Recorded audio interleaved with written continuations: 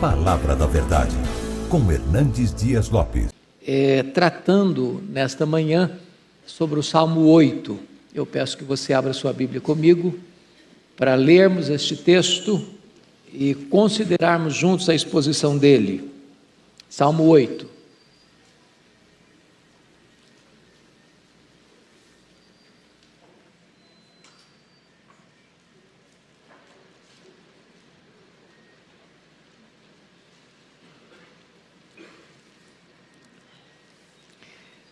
A glória divina e a dignidade do Filho do Homem. Ó Senhor, Senhor nosso, quão magnífico em toda a terra é o teu nome, pois expuseste nos céus a tua majestade. Da boca de pequeninos e crianças de peito suscitaste força por causa dos teus adversários, para fazeres emudecer o inimigo e o vingador. Quando contemplo os teus céus, obra dos teus dedos, e a lua e as estrelas que estabeleceste, que é o homem que dele te lembres, e o filho do homem que o visites. Fizeste-o, no entanto, por um pouco menor do que Deus, e de glória e de honra o coroaste. Deste-lhe domínio sobre as obras da tua mão, e sob seus pés tudo lhe puseste, ovelhas e bois, todos, e também os animais do campo, as aves do céu, e os peixes do mar, e tudo o que percorre as sendas dos mares. Ó Senhor, Senhor nosso, quão magnífico em toda a terra é o teu nome. Amém. Nós vamos tratar hoje, irmãos, sobre a glória de Deus e a dignidade do homem. Nós estamos trabalhando aqui com vocês o livro de Salmos, interrompemos a sequência, até porque são 150 poemas e nós não temos condições aqui, nesse período de escola dominical, expô-los todos. Então nós vamos agora buscar alguns salmos para expor aqui nesta aula de escola dominical. Vocês bem sabem que o livro de Salmos é dividido em 5 blocos, em 5 livros, né? O primeiro bloco, o primeiro livro, o Salmo 1 ao 41, basicamente todo escrito por Davi.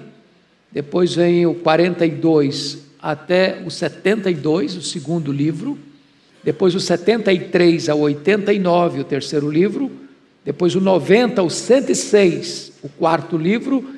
E o 107 ao 150, o quinto livro. Nós estamos então ainda no primeiro livro, que vai do 1 ao 41, e este é o Salmo 8, conhecido por Charles Haddon Spurgeon como a canção do astrônomo. E Perkiser disse que este livro, ou melhor, esse Salmo 8, é o melhor comentário que nós temos de Gênesis capítulo 1. E também esse salmo é colocado e considerado como um salmo messiânico, porque Jesus fez referência a ele lá em Mateus capítulo 21, e também o autor aos Hebreus faz referência a ele lá em Hebreus capítulo 2. Então o salmo messiânico é todo aquele salmo que ele é citado no Novo Testamento com referência a Cristo, né? Então quando Davi escreveu esse salmo, ele não estava apenas pensando no homem, como você e eu, mas ele estava também remetendo estas verdades a Jesus Cristo, Filho de Deus. Por isso é um salmo messiânico. Então, com a Bíblia aberta no salmo, nós vamos considerar aqui algumas lições importantes. A primeira delas é a majestade magnífica do Criador. Ó Senhor, Senhor nosso, quão magnífico em toda a terra é o teu nome, pois expuseste nos céus a tua majestade. Então aqui nesse verso 1, eu quero considerar com vocês 3 verdades. Primeira, a realidade da grandeza do nome de Deus.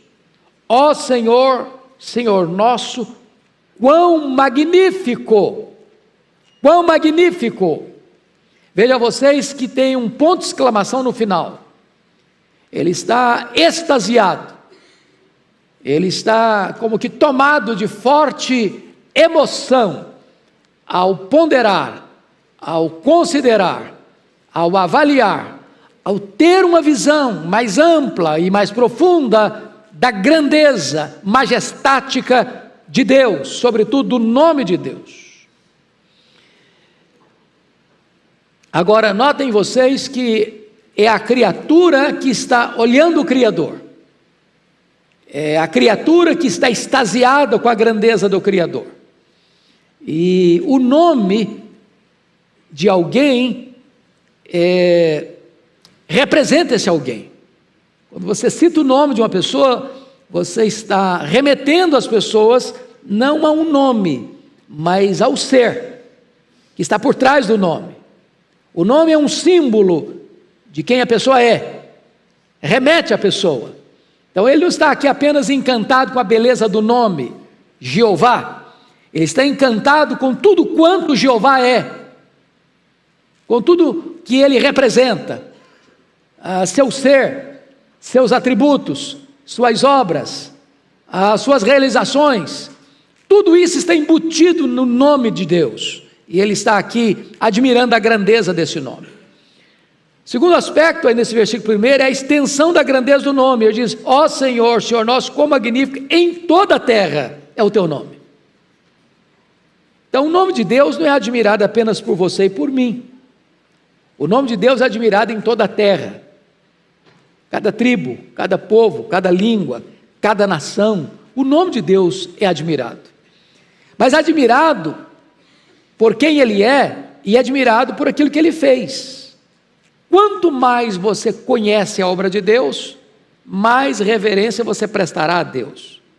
Você vê Deus, ou as digitais de Deus, em toda a obra da criação. No Salmo 19, o mesmo Davi vai dizer: os céus declaram a glória de Deus, e o firmamento anuncia as obras das suas mãos. Mas você não admira apenas o macro-universo, como obra extraordinária de Deus, os mundos estelares, as galáxias, a bilhões de anos-luz de distância de nós. Você admira também o microcosmo.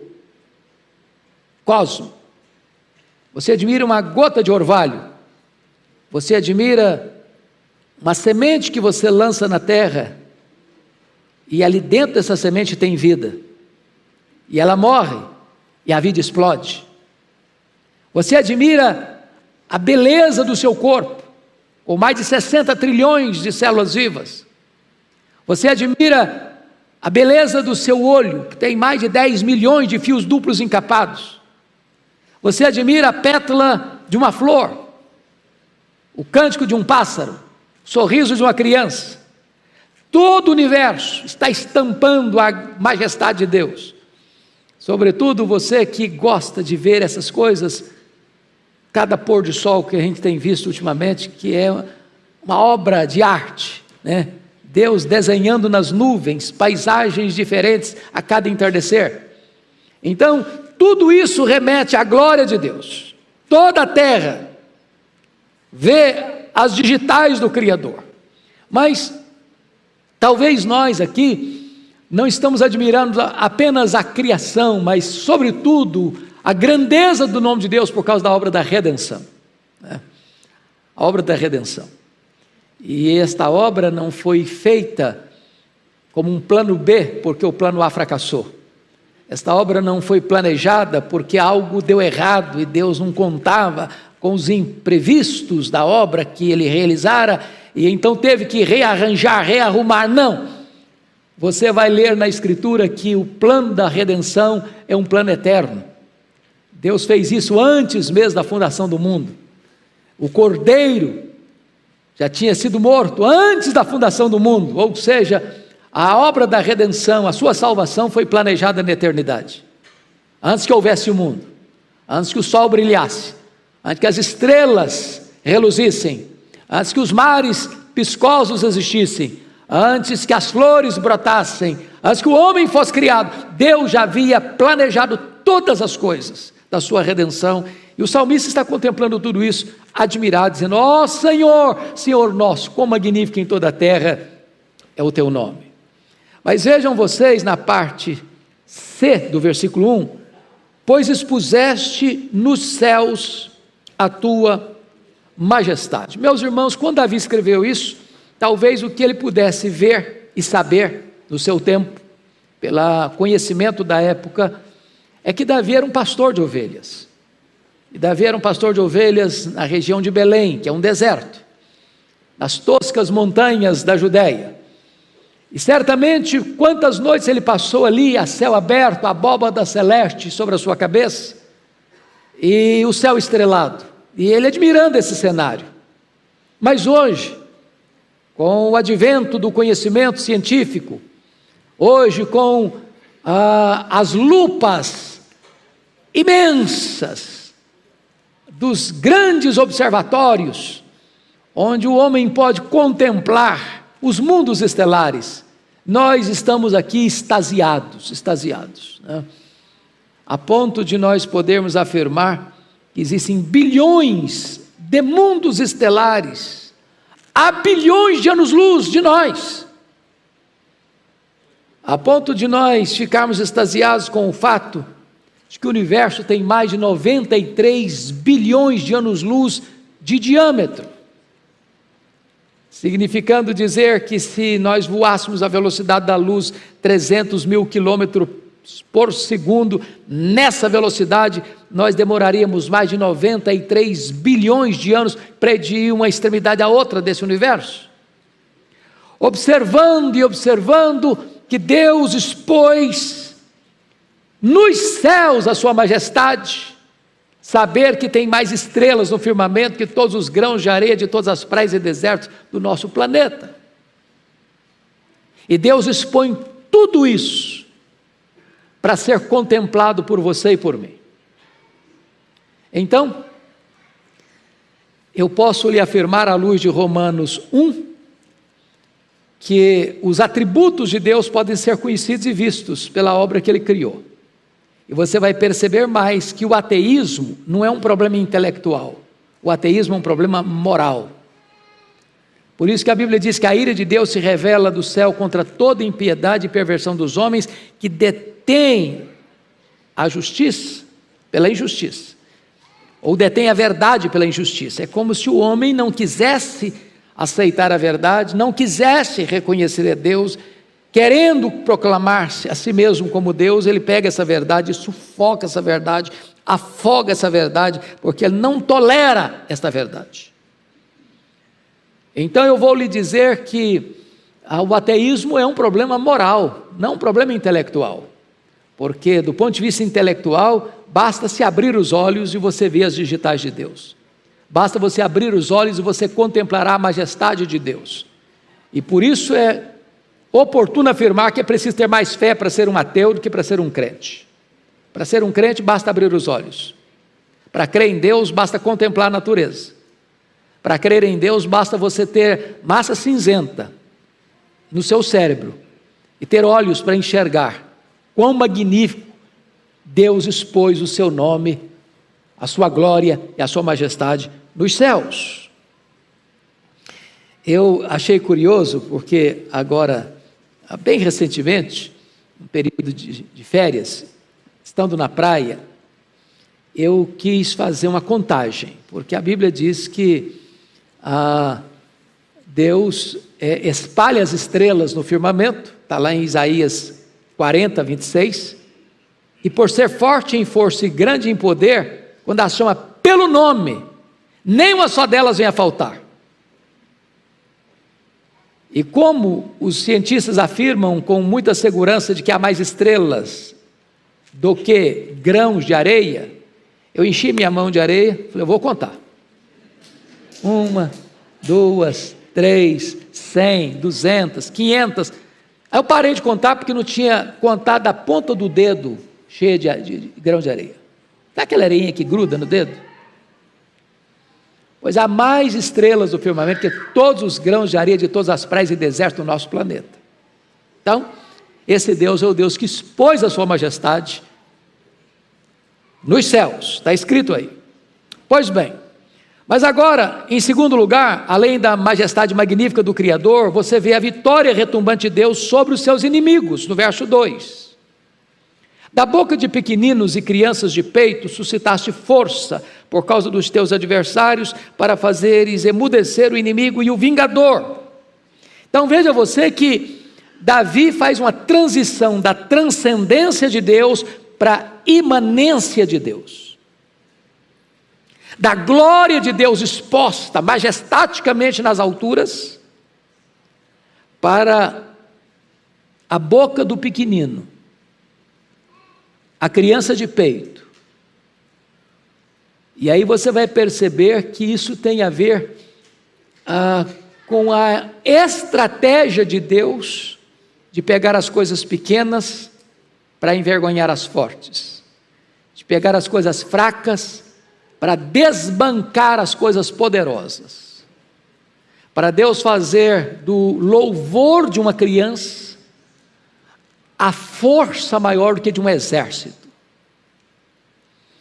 E você se lembra que esse texto remete para Jesus Cristo, porque quando ele estava lá, e você pode conferir isso comigo, por favor, Mateus 21, Deus usa coisas fracas para derrotar as fortes. Leia aí comigo, Mateus 21, versículos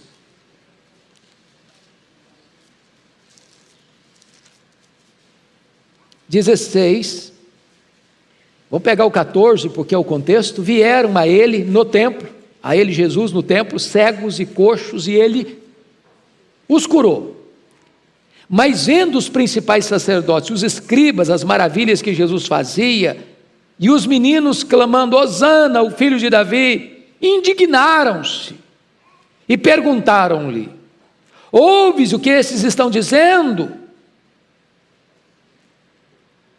Ou seja, esses principais sacerdotes e escribas estão chocados, irritados, porque os meninos estavam cantando isso, Hosana, o filho de Davi, Hosana, o filho de Davi, exaltando a Jesus, glorificando a Jesus, que acabara de fazer milagres. E eles querendo tirar uma casquinha em Jesus, está vendo o que esses meninos estão falando aí? Em outras palavras, repreende esses meninos. E Jesus então diz a eles, nunca lestes?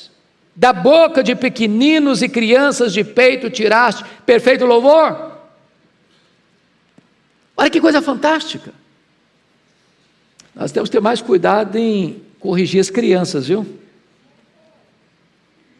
As crianças podem até não cantar com toda a arte, com toda a beleza, com toda a harmonia, mas como Deus enxerga a motivação e vê a intenção, o texto está dizendo que Deus tira o perfeito louvor da boca dos pequeninos. E sabe, irmãos, o louvor, à luz da Bíblia, é arma de guerra. Deus prende, aprisiona os inimigos, está lá no Salmo 149, com louvor. É por isso que, quando o povo de Deus adora e canta, Deus desbarata os inimigos. Porque o inimigo não sabe adorar. Ele sabe murmurar, sabe xingar, sabe blasfemar, mas ele não sabe adorar. É por isso que quando aquela confederação de inimigos atacou, estava prestes a atacar Jerusalém, lá em 2 Crônicas capítulo 20, e mandaram um recado abusado para o rei Josafá.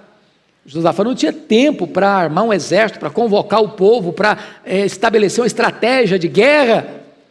E diz a Bíblia que o rei se apresenta a Deus, diz, meu Deus, eu não sei o que fazer, eu não tenho nem estratégia para enfrentar essa grande multidão que vem contra nós, mas os nossos olhos estão postos em Ti.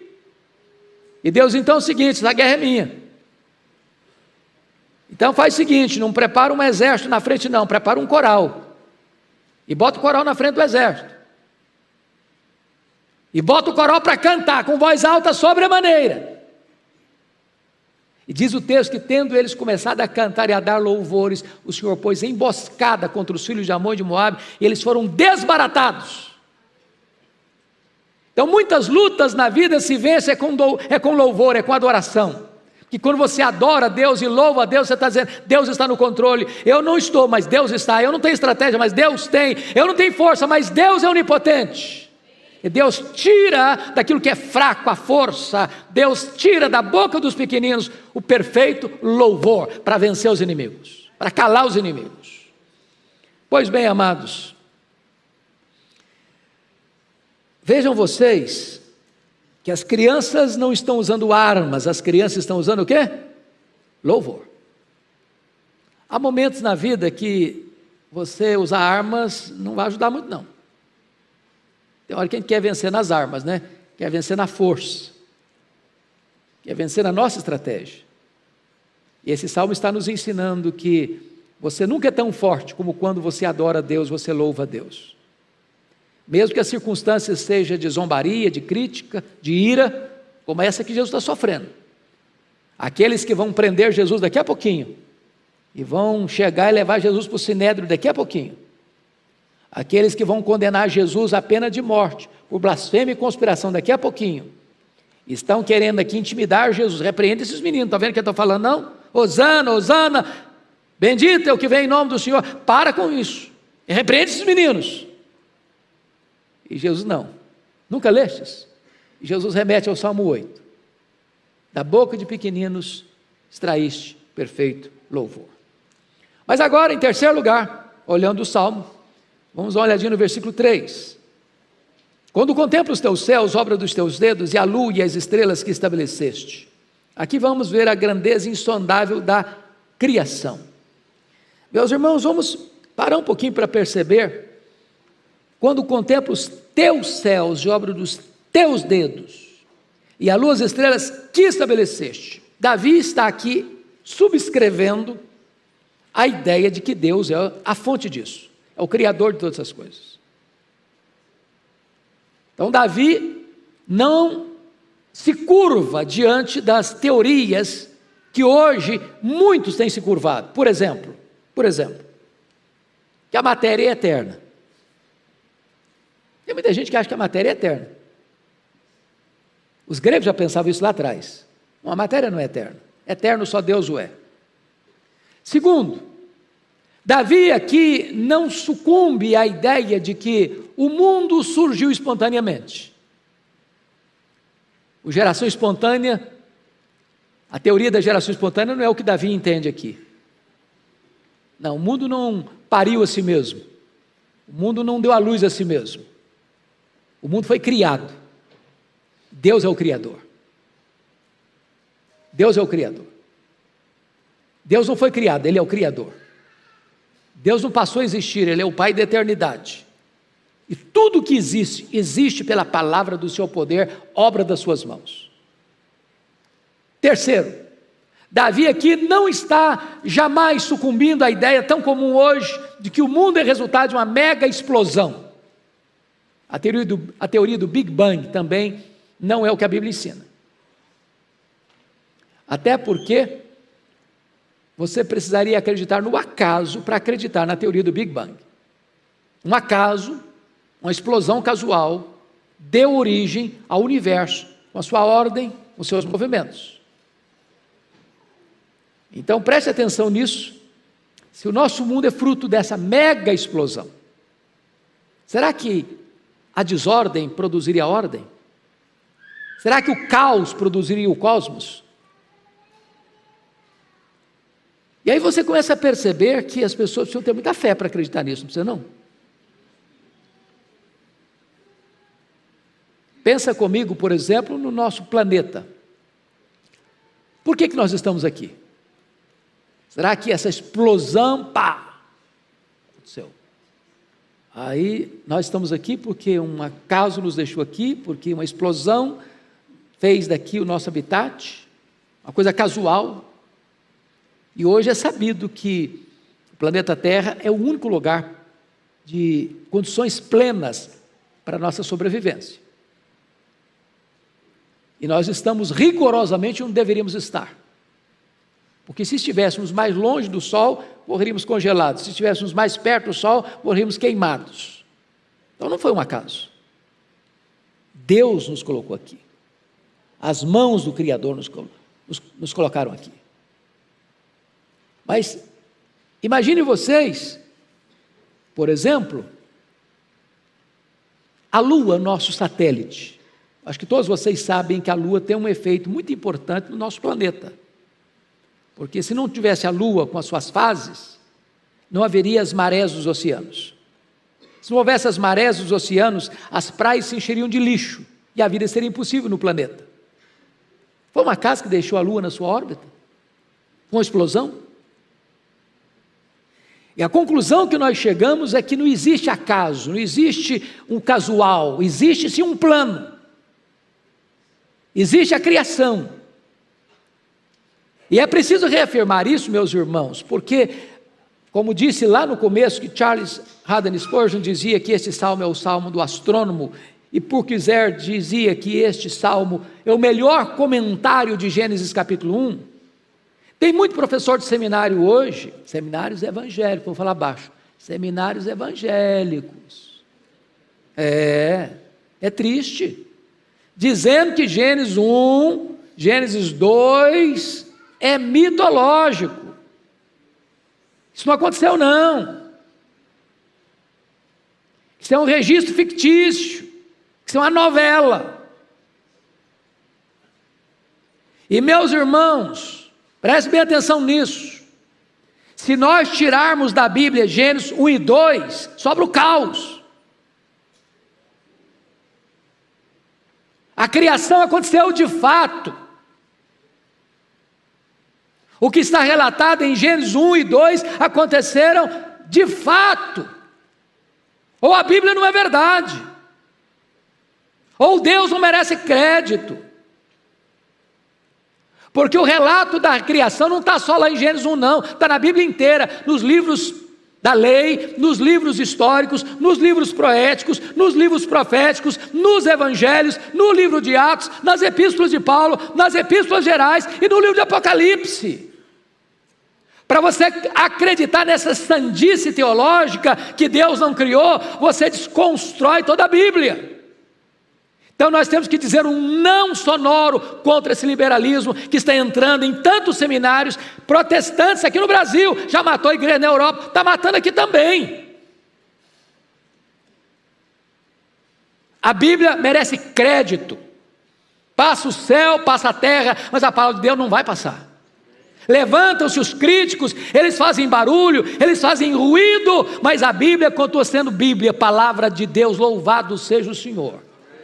E nós não vamos sucumbir a esse ácido venenoso chamado liberalismo teológico, que tenta negar esta verdade primeira das Escrituras. No princípio criou Deus os céus e a terra, louvado seja o Senhor. Pois bem, meus amados irmãos, no versículo de número 3, na parte B, quando contemplo os teus céus, obra dos teus dedos, e a lua e as estrelas que estabeleceste. Hoje a gente sabe, pelos estudos da ciência, e a ciência, preste atenção na frase que eu vou lhes dizer, não é minha não, é do Dr. Derran, esta frase, mas eu acho que ela é tão boa que eu a peguei para mim, e você pode pegar para você também. E a frase é esta: a Bíblia e a ciência nunca estarão em choque, em oposição, se a ciência for corretamente entendida e a Bíblia for corretamente interpretada. Porque ambas, ciência e Bíblia, têm o mesmo autor, que é Deus. Nós não somos contra a ciência. Agora, nós somos contra as teorias falsas, que vem empacotada, envelopada em nome de ciência.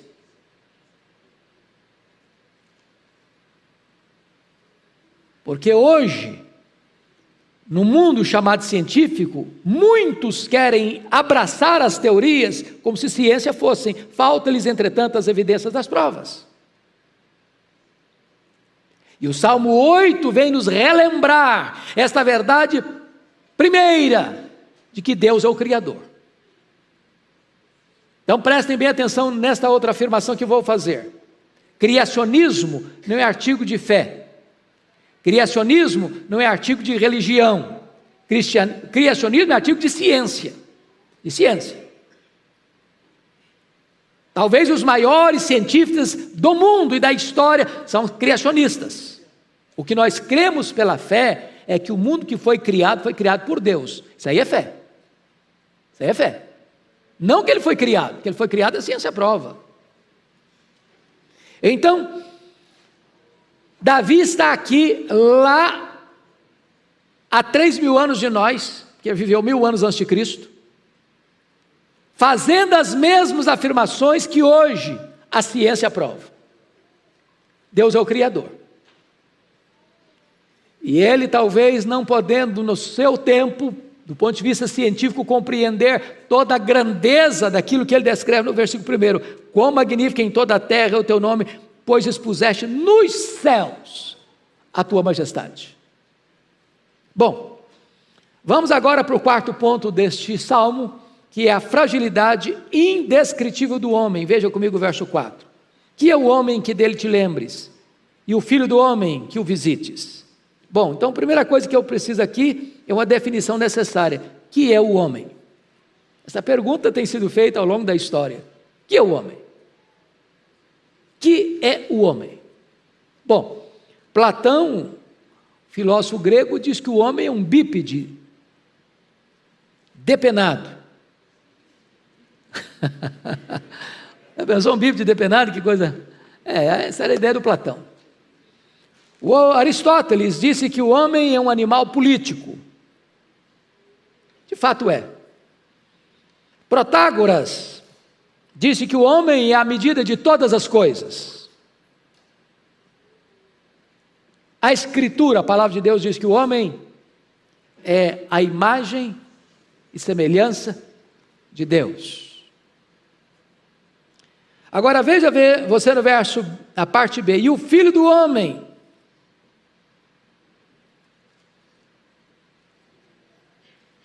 Que é o homem, que dele te lembres. Vamos pegar a expressãozinha assim, que dele te lembres. Então vamos pegar essa questão da insignificância notória do homem, diante desta grandeza majestática de Deus. Porque se tem mais estrelas do que grãos de areia, e se há estrelas que estão a bilhões de anos-luz de nós, e a estrela mais perto de nós é o Sol, que é muito maior que a Terra, e nós somos um pequeno grão no planeta Terra. Diante dessa majestade toda, a pergunta é: que é o homem que dele te lembres? O que o salmista está querendo destacar é o seguinte: não tem espaço, se você compreende a grandeza de Deus e a grandeza da obra de Deus, para você ficar com o narizinho empinado, peito estufado. Que é o homem? E a Bíblia faz algumas comparações. O homem é como uma flor que viceja e floresce de tarde, murcha e seca. O homem é como um corredor veloz, passa rápido. A maratona de São Paulo aqui vai ilustrar o que é o homem, passa rápido. Que é o homem? É como a agulha de um tecelão, passa rápido. Que o homem é como um breve pensamento. Então, o salmista não está aqui enaltecendo o homem, ele está enaltecendo Deus, que apesar da limitação do homem, Deus ainda se lembra dele. Note vocês que a cosmovisão de Davi é teocêntrica e não antropocêntrica. Hoje parece que a igreja evangélica, mundo afora, está tentando mudar isso para colocar a teologia toda voltada para o antropocentrismo, e Deus virou um despachante celestial para atender os desejos e exigências do homem. Não, esse não é o evangelho. Você e eu não somos o centro do universo, Deus é. Mas aí vem, note comigo, a terceira frase, que é uma gratidão profunda. Que é o homem, para que ele te lembre, e o filho do homem que o visites. Deus não só se lembra de você, mas Deus visita você. E de que maneira? Com graça e com misericórdia. Como é que nós estávamos? Mortos nos nossos delitos e pecados, perdidos, escravos, na linguagem de Efésios 2, depravados, condenados, sujos. Nas palavras do profeta Isaías, o melhor de nós, as nossas justiças, foi no plural, as nossas justiças não passam de trapos de imundícia. Eu já disse aqui, é uma palavra difícil, até estranha de falar, mas a gente precisa saber disso para entender o que é trapo de imundícia. A palavra no hebraico é a mesma para o absorvente feminino. Ela pega, enrola num plástico e joga no lixo. Depois que usou, não serve para mais nada. O melhor de nós é como isso. Então não dá para ficar de narizinho empinado. Apesar de nós, da nossa limitação, Deus, sendo majestoso, Ele se lembra de você e visita você, com graça, com misericórdia, com salvação, com redenção, para dar a você a vida eterna, para fazer dele seu filho, seu herdeiro, para você fazer parte da família dele, para você reinar com ele para sempre, sempre, sempre. Então, ao mesmo tempo que Davi mostra a insignificância da vida humana, ele mostra também a grandeza do projeto redentor de Deus, quando diz que Deus lembrou-se de você e Deus visitou você. De que maneira? A Bíblia diz que o Verbo se fez carne e habitou entre nós, cheio de graça e de verdade, vimos a sua glória, glória como do unigênito Pai. Deus desceu, Deus veio morar entre nós, Deus constituiu o seu Filho em nosso fiador, representante, substituto, e Deus não poupou seu próprio Filho, antes por todos nós o entregou, para vir e morrer por nós, pelos nossos pecados, para dar-nos a redenção, para comprar-nos de volta para Deus, e para nos oferecer a vida eterna. Tudo isso está embutido nesta expressão: Deus se lembrou de nós e Deus nos visitou. Bendito seja o Senhor. Mas agora, amados, vamos ver em quinto lugar a honra singular conferida ao homem nos versos 5 a 8. Fizeste, no entanto, por um pouco menor do que Deus, e de glória e de honra o coroaste. Deste-lhe domínio sobre as obras da tua mão, e sobre seus pés tudo lhe puseste: ovelhas e bois, todos, e também os animais do campo, as aves dos céus, os peixes do mar, e tudo que percorre as sendas dos mares.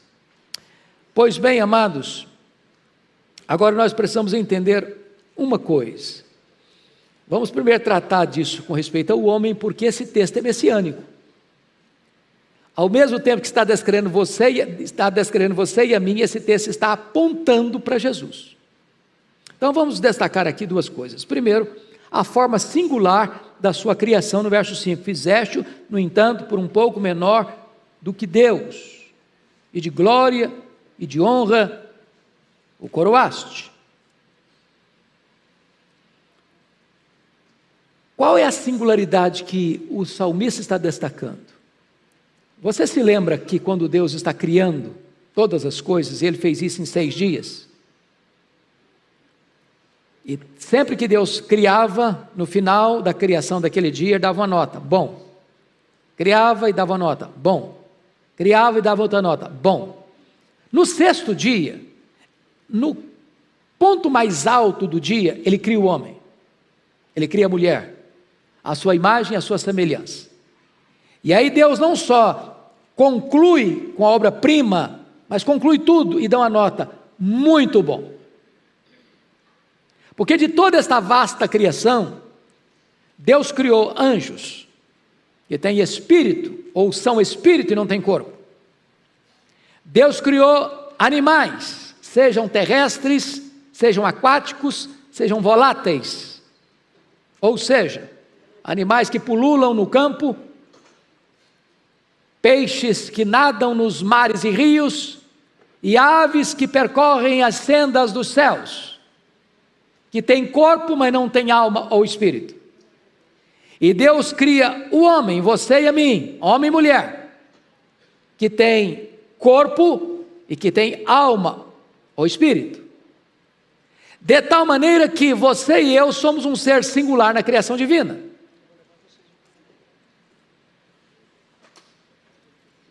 Podem chegar, meus amados, é um prazer recebê-los, viu? Sejam bem-vindos. Então notem vocês que Deus tem três tipos de criação: os que têm corpo e não têm alma ou espírito, os que são espírito e não têm corpo, e o homem que tem corpo e espírito.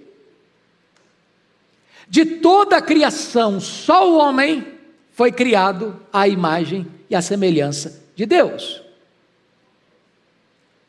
É claro que quando a Bíblia diz que nós somos criados à imagem e semelhança de Deus, ele não está se referindo ao corpo, porque os animais também têm corpo. Embora Deus nos dê um corpo privilegiado. Alguns até deu olhos verdes e azuis, é um negócio assim, fora do comum. Porém, quando diz que nós somos criados à imagem e semelhança de Deus, ele está se referindo ao fato de que nós somos um ser moral e somos um ser o quê? Espiritual. Deus colocou dentro de você um tribunal chamado consciência. E Paulo diz lá em Romanos 2,15 que nós temos esse tribunal chamado consciência. Você sabe, por mais rude que seja uma pessoa, ela tem noção do que é certo e do que é errado. Essa consciência não é suficiente como revelação de Deus, porque esta consciência, por causa do pecado, pode ficar cauterizada. Porém, você também é um ser espiritual. Você é um ser que ora. Você é um ser que tem consciência do sobrenatural, do divino, do extraordinário. Você adora. Você não vê uma vaca adorando, vê? Você não vê um leão fazendo uma oração. Mas você ora. Você tem comunhão com o seu Deus.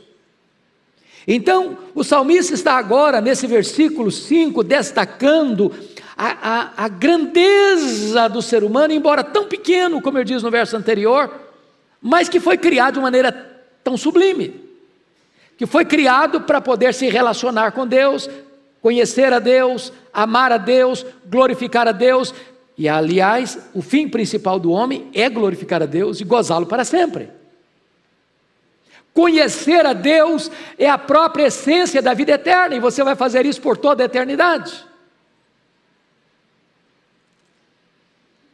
Agora notem, que no versículo 6 a 8, Deus vai dar para o homem uma espécie de mandato cultural e colocar o homem como seu co-regente na terra. Olha o versículo 6 a 8: deste-lhe domínio sobre as obras da tua mão, e sobre seus pés tudo lhe puseste, ovelhas e bois, todos, e também os animais do campo, e as aves dos céus, e os peixes do mar, e tudo que percorre as sendas dos mares, ou seja, seja no céu, seja na terra, seja nos mares, o homem recebeu o mandato cultural de ser o gestor da criação, ser o administrador da criação, de dominar. Agora, e o homem tem feito isso. Embora por causa do pecado, notem vocês que quando Deus coloca o homem para ser o administrador da criação, o homem cometeu dois pecados. Ou às vezes ele é o predador da natureza, ou às vezes ele é o adorador da natureza. É curioso isso, não? Eu estava de férias certa feita, e eu vi que uma mulher, para mim eu gosto de praia em férias, porque a coisa que mais gosto é andar de manhã, ver o pôr do sol e o nascer do sol, e andar na areia, engrossar um pouco a sola do pé, contemplar a beleza do nascer do sol e tal. Aí eu percebi que quando eu voltava tinha uma mulher, todo dia a fazer esse ritual, como que ela estivesse adorando o sol. E eu fiquei curioso com aquele negócio, primeiro dia, segundo dia, terceiro dia, me incomodei. No quarto dia, Eu dei um jeito de encostar nela, ora, dei uma pausa, eu disse, você está fazendo uma coisa interessante, o que é isso? Estou adorando o sol. Fonte de luz, de claridade, de vida e tal, e começou a elogiar o sol, botou o sol lá para cima do sol. Eu falei, você sabe que eu também adoro? É mesmo, você adora? Adoro. Eu falei, quem você adora? Eu adoro o Criador do sol, maior que o sol. Você quer que eu fale para você sobre ele? Eu comecei a falar de Jesus para ela. Há muitas pessoas adorando a criatura, em vez de adorar o Criador. Ou o homem se torna adorador, na China adora até a vaca, né? A vaca lá é a dona vaca, você faz favor de respeitar, é uma deusa. Agora, nós adoramos o Criador, Agora, muito embora esse texto está mostrando um mandato cultural que Deus colocou mesmo na sua mão, na minha mão, o domínio, o homem doma, aliás, Tiago diz isso, o homem doma as aves, o homem doma as feras, o homem doma os peixes, mas tem uma fera que não consegue domar, é a fera que está escondida atrás da toca dos dentes, a língua, essa fera não consegue domar, né? Agora, esse texto, irmãos, vai se cumprir na verdade em Cristo, porque veja você que Jesus doma os animais, né? Os animais, ele pega um jumento que nunca foi montado e monta nele, ele manda, por exemplo, os corvos serem garçons, para servir o Elias, ele consegue empurrar um cardume de 153 peixes grandes para o lado direito do barco do Pedrão. Ele tem controle sobre as aves, sobre os animais, sobre os peixes. Ele tem pleno controle. Você e eu, para domarmos um animal bravo e indócil, tem que ser peão, senão não aguenta não, senão cai. Mas o Senhor manda e o bicho bravo amansa. O leão fecha a boca. Porque Ele é o dono da criação. Ele é o rei da criação. Ele é o Senhor da criação.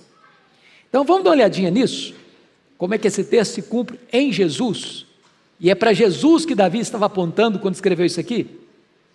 Olha aí comigo, por favor, por gentileza, 1 Coríntios capítulo 15, 1 Coríntios capítulo 15, olha aí.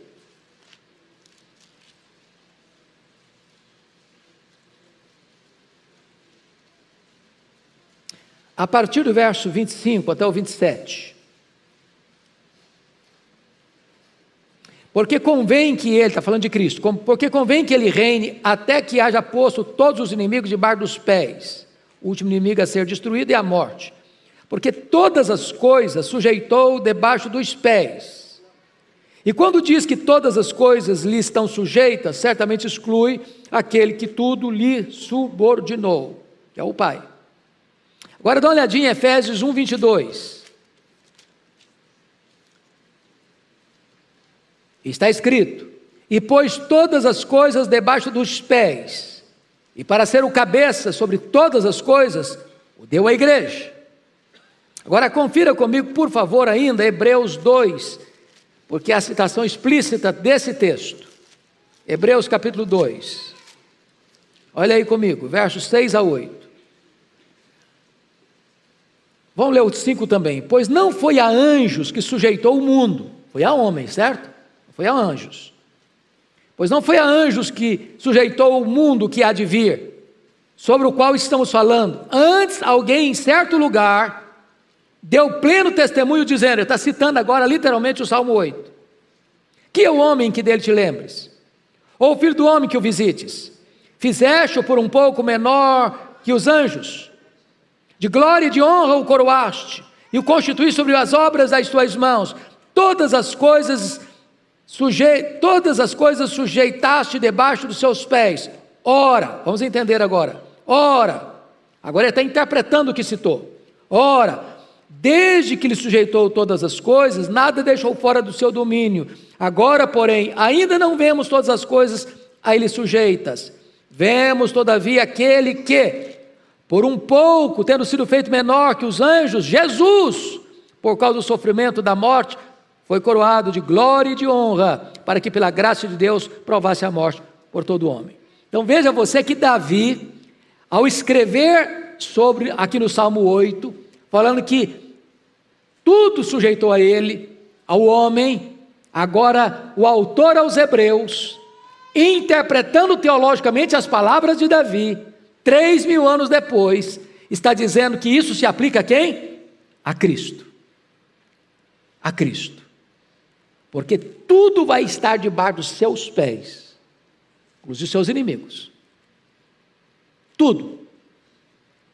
Anjos, demônios, homens, a natureza, tudo debaixo dos seus pés. Ele é o Senhor absoluto. A Ele tudo está absolutamente submisso e sujeito. Então note você que o domínio é sobre as obras das mãos de Deus, sobre a criação divina. E ele no verso 7 e 8 descreve os animais terrestres, ovelhas e bois, animais do campo. No verso 8 ele descreve os animais voláteis, as aves dos céus. E ele descreve em terceiro lugar os animais aquáticos, os peixes do mar e tudo que percorre as sendas dos mares. Então tudo que existe de ser, seja eles de animais, de aves, de peixes, seja eles de seres espirituais, os demônios, seja eles os homens criados à imagem e semelhança de Deus, tudo vai estar debaixo dos seus pés. Está escrito em 1 Coríntios 15, 25, que ele colocará todos os inimigos debaixo dos seus pés.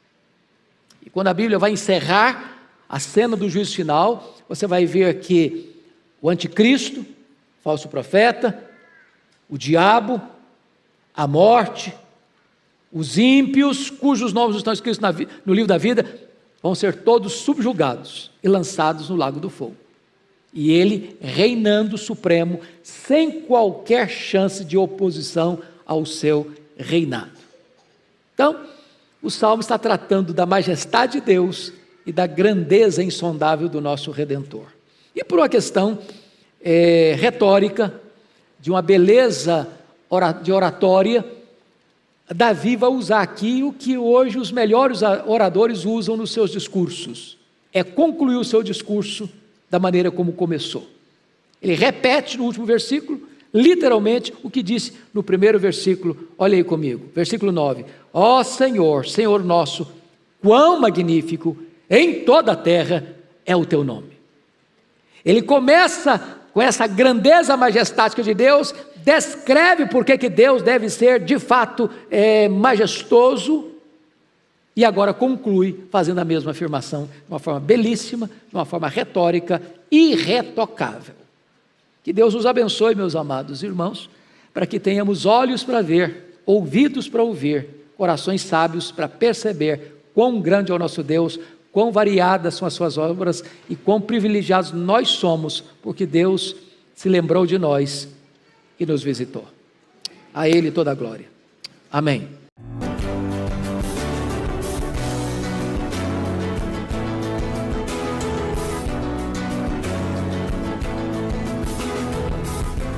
Palavra da Verdade, com Hernandes Dias Lopes.